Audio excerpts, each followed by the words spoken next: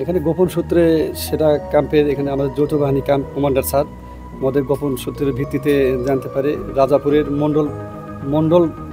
মণ্ডল ধরন গ্রামে অভিযান পরিচালনা করে শাওনের বহতবাড়ির থেকে বিপুল পরিমাণ দেশীয় অস্ত্র উদ্ধার করে। তার মধ্যে বার্মি চাকু আছে 3টা, রামদা আছে, ছোরা আছে, টোটাল অসংখ্য মোবাইল সেট উদ্ধার করে।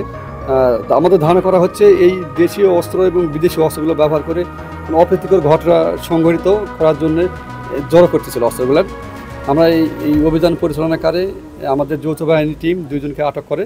আমরা যৌথ বাহিনী টিমে আমাদের অস্ত্রগুলো জব্দ করি, 2 জনকে গ্রেপ্তার করে নিয়ে যাওয়া হচ্ছে। আমরা পরবর্তীতে আইনগত ব্যবস্থা গ্রহণ করব।